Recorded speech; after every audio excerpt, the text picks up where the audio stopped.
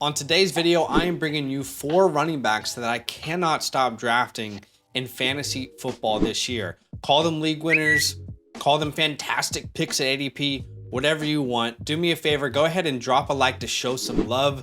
Subscribe if you like fantasy football because we're going to have a ton of content this year on this channel. And I want you to comment down below a running back that comes to mind when you hear the words must have. I want to know who it is in the comments below. And lastly, if you want help dominating your fantasy leagues here in 2023, then go ahead and sign up with our code LAND at flockfantasy.com. You're going to get a bunch of exclusives, rankings, personalized advice through a DM, and more from us. And you're going to get 30% off with our code. So 4 running backs that I think you need on your teams. I'm going to go ahead and start with the first one here, which is Miles Sanders. On Underdog, he's currently ranked as the RB19 according to ADP. He is my RB15 in my rankings. Firstly, last year, Miles Sanders finally put it all together. We all knew that he was uber talented. You know, right after Saquon went in the NFL draft from Penn State, Miles Sanders stepped in. The program didn't skip a beat, and Miles Sanders looked incredible. Then he gets drafted to the Eagles. But there's been issue after issue until last year when he finally put it all together. In 2022, he played 16 games, which is the most he's ever been able to play. He played a full year. He hasn't been able to do that in, his entire career. In rushing attempts throughout the entire league, he was 8th with 259. He had the 5th most rushing yards, over 1,200 rushing yards. He was 13th in yards per attempt with 4.9, which is a very good number. 7th in rushing touchdowns. He was 7th in yards after contact, and he forced the 11th most missed tackles with 46. The only people who had more rushing yards than Miles Sanders last year, Saquon Barkley, Nick Chubb, Derrick Henry, and the rushing leader, Josh Jacobs. He was fantastic. He had a career high in games played, rushing attempts, rushing yards, and touchdowns, and he proved that unquestionably he can be a workhorse for an NFL team. And he was a free agent. Money talks. The Carolina Panthers just paid Miles Sanders the largest overall contract, highest annual average, and most total guaranteed money at signing of any running back in free agency in a market where nobody's getting paid. The Panthers said, you know what? We care about you so much. We think you could do so much for offense. We're going to give you that big time money. Well, a decent contract that none of these other running backs are really getting. They made a strong statement on how they view Miles Sanders and the role that they anticipate him playing for their team. His only competition now, if you look at their depth chart, is Chuba Hubbard, who couldn't even establish himself from a Deonta Foreman last year in Carolina. So not only do I believe Miles Sanders is going to be the workhorse running back for this team, but this team has vocally supported that notion, even going as far to say that they want him to be in the 50+ reception range like he was in his rookie season. If he gets to 50 receptions and the amount of work, the amount of opportunities and touches he will see on the ground, that could skyrocket Miles Sanders to being a top 12 running back in fantasy football. I know that sounds crazy, but man, he's going to get a ton of work here in Carolina. And while the Panthers offense was pretty rough last year, it's a completely different team. We all love Bryce Young, at least for the most part. And one of their strengths was actually the run game. They were top 12 in rushing attempts per game, and they were top 10 in rushing yards per game. And with a young rookie in Bryce Young, you would think it would make a ton of sense for this team to establish the run on the ground. Miles Sanders, uber talented, great receiver, wasn't used like that in Philadelphia. Last year, he put up huge numbers, but he was on a team that targeted the running back position less than any other team. They want to use him in the air. He's been uber efficient.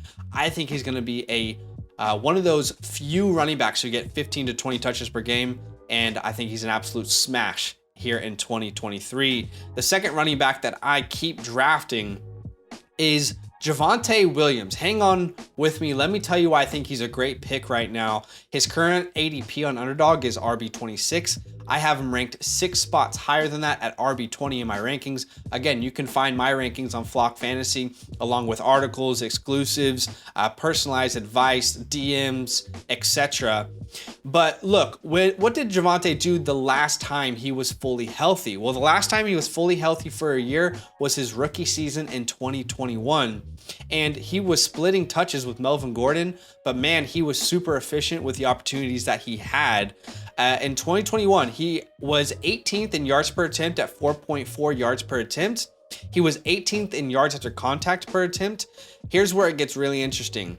He had the second most missed tackles forced, only behind Jonathan Taylor. But hang in there with me, because Jonathan Taylor had 3 more missed tackles forced on the year, but he had 129 more attempts than Javonte did. If you look at an average, Javonte averaged a missed forced tackle on over 31% of his carries, while Jonathan Taylor did it on 19.9% of his carries. Why am I telling you that? Because unquestionably, with the touches that he was given when he was healthy his first year, he was a nightmare to tackle. He was continually extending plays, which led to the team giving him more opportunities, and he was unquestionably best at forcing missed tackles in the NFL. He had the 10th most breakaway yards. Those are attempts, rushing attempts that went over 15 yards. And he had the 5th best elusive rating, better than Jonathan Taylor that year, who was, on an MVP form, better than Pollard, Jacobs, Najee, Eckler, etc. Javonte was poised for a huge year before his injury.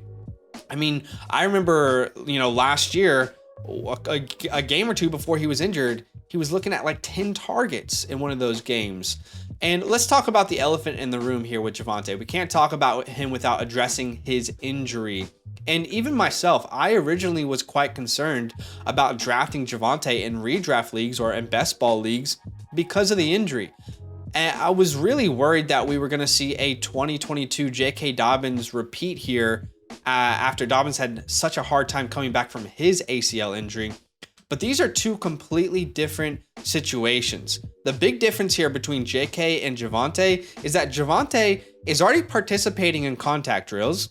He will play in the preseason, and the team is backing his own claims, saying he will be ready, good to go in week 1. The difference is last year, Dobbins wasn't practicing yet, wasn't cleared for contact. We didn't see him in any preseason game, and the team was even vocalizing real concerns, and other people were reporting real concerns while he was combating it on social media. It was an absolute mess. That is night and day difference to what we're seeing here with Javonte Williams. He will be ahead of schedule. He's already ahead of schedule. He will be playing in preseason games. Like, all signs are pointing towards him being ready week 1. And the offense is going to be much better here in 2023. And the role that he's stepping into is very, very valuable. Look, while Samaje Perine is there, and I like Samaje Perine myself before I thought, Javonte might take more time. But with Javonte Williams healthy, he will unquestionably be the guy. Last year, the Broncos ranked dead last in the NFL in offensive points per game. So what's different? Well, Sean Payton is in town and he's running the show. And that's going to make a huge difference for this team. Remember back when Sean Payton took over the Saints? They were a dumpster fire of a team. That's back in 2005. The Saints were 3-13, second worst record in the NFL. Sean Payton comes into this team, the Saints back then, leads them to a playoff berth, 10-6. And if you look at the Sean Payton-led offenses over that 16-year period, they were top half of the NFL for every year except for 2021. And they were averaging 6th best in offensive points per game over a 16-year period, including 3 years as first in points per game and 6 years in the top 3. Sean Payton will turn this team around, and they will be a much better offense here in 2023. And more importantly, last thing I'll say on Javonte is he could have a huge role in the air under Sean Payton. Sean Payton-led teams have always heavily involved the running back position in the air. Let's look at the last 5 years. for teams led by Sean Payton, and their team targets 2 running backs. So amongst the NFL in 2021, the Saints threw the ball to the running back the 6th most times. In 2020, the 2nd most. I mean, every year they are top 6 or better or more in volume to the running back position via targets. I have full confidence in Sean Payton's ability to turn Javonte Williams into an absolute monster. And I think that you are going to get Javonte at a big discount because of the injury concern. But I'm all in. I think he's a great buy and a great draft pick. Okay, the third running back that I keep drafting, this is going to be interesting, so hang in with me there for a second. Let's talk about Zach Charbonnet, rookie running back with the Seattle Seahawks. I'll be honest, his underdog ADP is very surprising to me. He's currently the RB35. I don't think he'll go that high in redraft leagues, so you determine whether you want to draft him in best ball or maybe in redraft. I think in redraft he'll be more affordable. He is my RB39 in my rankings. But Charbonnet, if you don't know much about him, he has a workhorse NFL body and profile. He is 6'1", 214, huge, big body that can bulldoze people. He handled a huge workload at UCLA last year, putting up almost 1,700 all-purpose yards while averaging 7 yards per attempt. 7 yards per attempt is the 3rd best number of any running back who had 150 attempts in college football last year. He was uber efficient. They gave him a lot of touches and he rewarded them for giving him touches. He's an angry runner. He was 13th of 168 running backs in yards after contact per attempt in college football. And I found my scouting summary, my little blurb on him when I was scouting him before he went into the NFL draft. I said the combination of size, strength, vision, contact balance, and the desire to keep pushing for more yards on every play makes Zach Charbonnet a special name to watch in the NFL draft.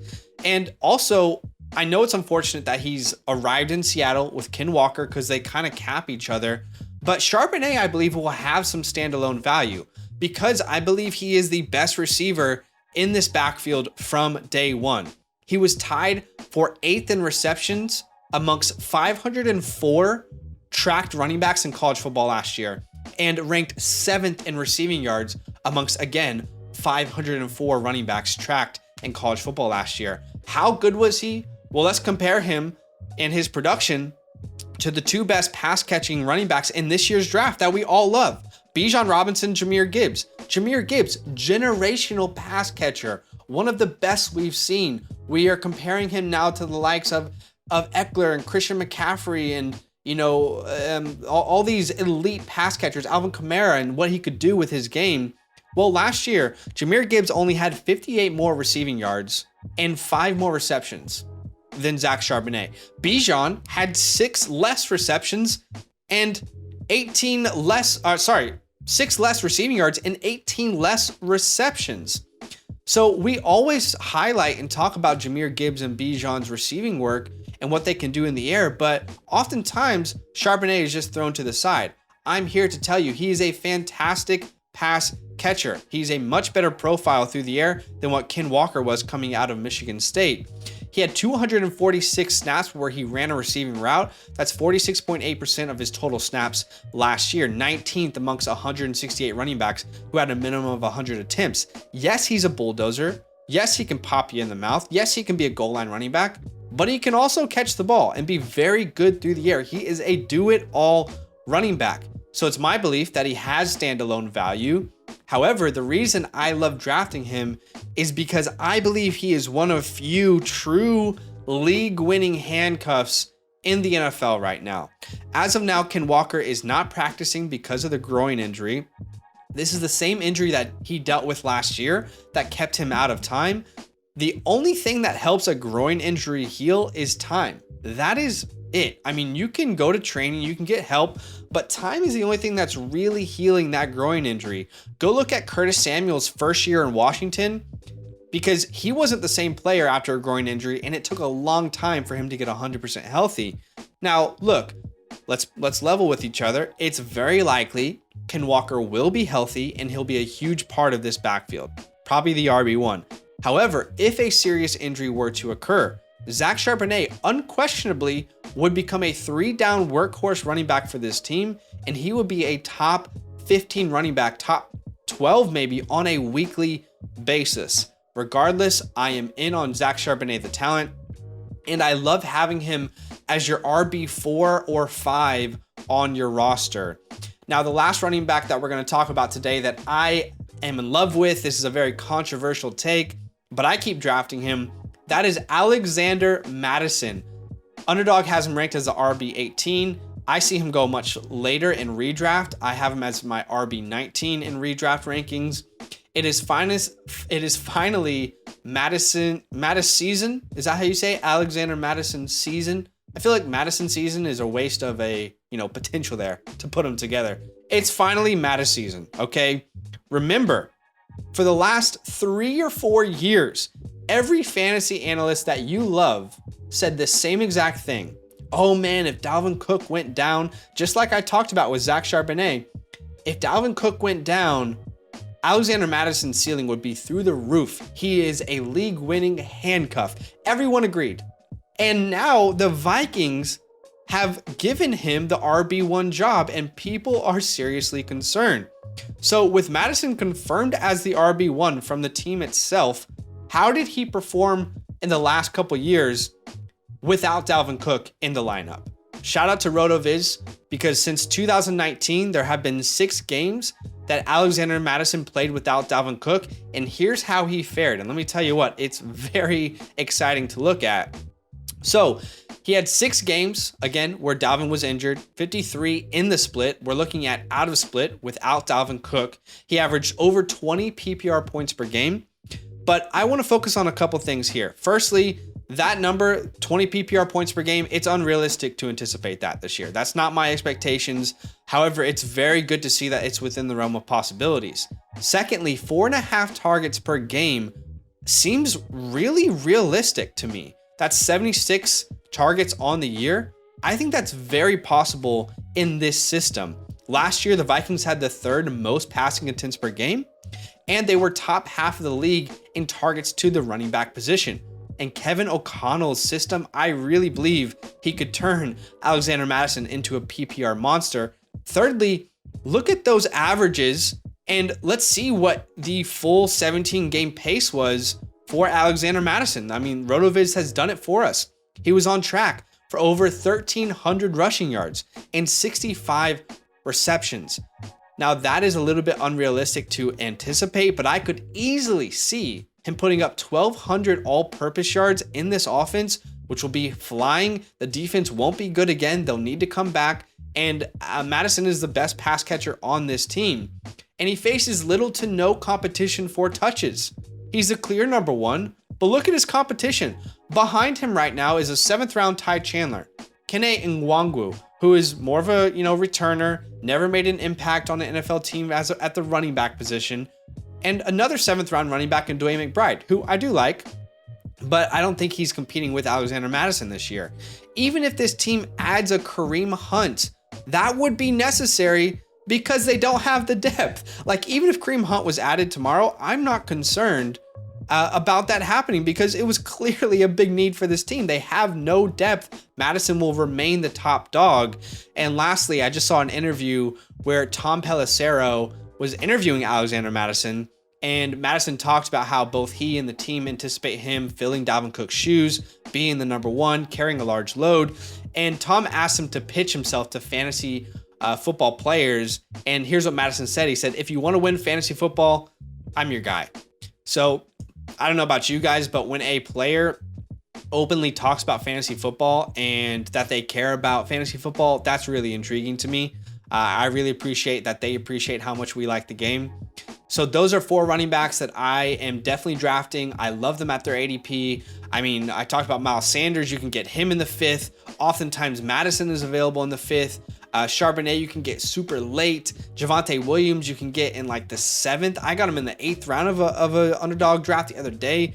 So these are all running backs that are very friendly priced. I love their floors, and I think they have high ceilings. So go ahead and do me a favor. Drop a like on this video to show some love. Hey, if you want to draft with us on Underdog, go ahead and use our code LAND and sign up today. If you deposit $100, you get $100. With our code, you get your deposit matched dollar for dollar up to $100, and also helps out the channel. Link in the description if you would like to do that, also in the pinned comment. But thanks for watching. Drop a like, comment, let me know what you like, what you don't like, and we'll see you in the next one. All up. Now that those idiots are done talking, who needs some rankings? Hell yeah, I need some rankings. Then use promo code LAND, L-A-N-D, for 30% off any membership at flockfantasy.com. Oh. It's so easy, even your grandma could scan that QR code right there.